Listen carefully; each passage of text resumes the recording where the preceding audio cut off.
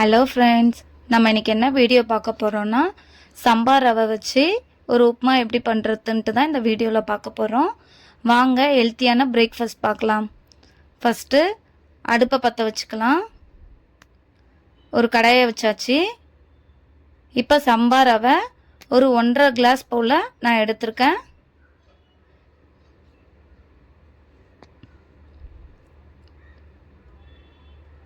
இப்போ இந்த சம்பா ரவையை நம்ம வறுத்து எடுத்துக்க போகிறோம். ஒரு 5 மினிட்ஸ் போல் நல்லா வறுத்து எடுத்துக்கலாம். லைட்டாக கலர் சேஞ்ச் ஆகும். இது போல் இந்த டைமில் நம்ம அடுப்பு ஆஃப் பண்ணிவிட்டு ஃபேன் காற்றுல ஆற வச்சிடலாம்.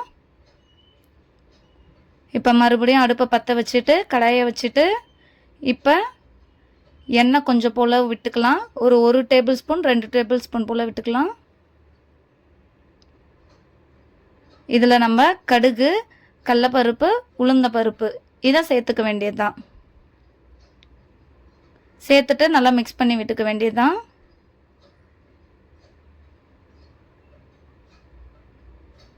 இப்போ பாருங்கள், நல்லா ப்ரௌன் கலரில் ஆயிடுச்சு. இந்த டைமில் நம்ம பச்சை மிளகாவையும் ஆட் பண்ணிக்கலாம்.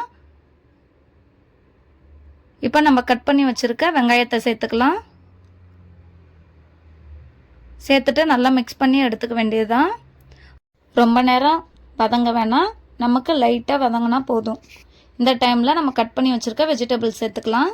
பச்சை பட்டாணி, பீன்ஸு, கேரட்டு எல்லாம் ஒரு கப்பு போல் எடுத்திருக்கேன். இப்போ இது எல்லாத்தையும் சேர்த்தாச்சு. நல்லா மிக்ஸ் பண்ணிக்க வேண்டியது தான். இஞ்சி இருந்தாலும் நீங்கள் சேர்த்துக்கோங்க. இஞ்சி நான் சேர்க்கலை. இஞ்சி போட்டால் நல்லாயிருக்கும்.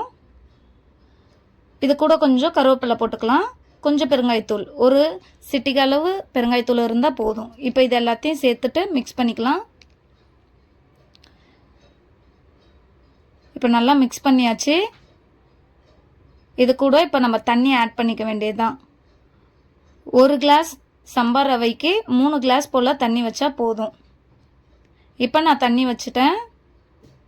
நான் 5 கிளாஸ் போல் தண்ணி வச்சுருக்கேன் 1.5 டம்ளர் சம்பா ரவைக்கு. இப்போ தேவையான அளவு உப்பு சேர்த்துக்கலாம். சேர்த்துட்டு இப்போ நல்லா மிக்ஸ் பண்ணி விட்டுக்க வேண்டியது தான். இப்போ தண்ணி கொதிக்கட்டும். இப்போ பாருங்கள், நல்லா தண்ணி கொதிச்சிருச்சு. இந்த டைமில் நம்ம வறுத்து வச்சுருக்க ரவையை சேர்த்துக்க வேண்டியது தான். இப்போ சேர்த்துட்டு அடுப்பை சிம்மில் வச்சுட்டு நம்ம மிக்ஸ் பண்ணி விட்டுக்க வேண்டியது தான். நல்லா மிக்ஸ் பண்ணணும், இல்லைன்னா அடி பிடிக்கும். கை விடாமல் ஒரு 5 மினிட்ஸ் போல் நம்ம இது மாதிரி மிக்ஸ் பண்ணி விட வேண்டியது தான்.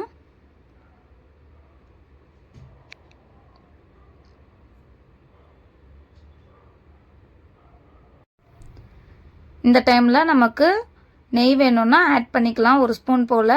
நான் நெய் ஆட் பண்ணல, வேணுன்றவங்க ஆட் பண்ணிக்கோங்க. இப்போ நம்ம அடுப்பை ஆஃப் பண்ணிவிட்டு ஒரு 10 நிமிஷம் போல் மூடி போட்டு வச்சிடலாம். அதுக்கப்புறம் மட்டும் நம்ம எடுத்தால் நல்லா உப்புமா நல்லா உதிரியாக இருக்கும். இது போல் நான் ஒரு பிளேட்டில் மாற்றிட்டேன் பாருங்கள். இதை கண்டிப்பாக கிட்ஸுக்கு ட்ரை பண்ணி பாருங்கள். நல்ல டேஸ்டியாக இருக்கும். செஞ்சு பார்த்துட்டு பிடிச்சிருந்தா லைக் பண்ணுங்கள், ஷேர் பண்ணுங்கள், கமெண்ட் பண்ணுங்கள், சப்ஸ்கிரைப் பண்ணுங்கள். பாய்.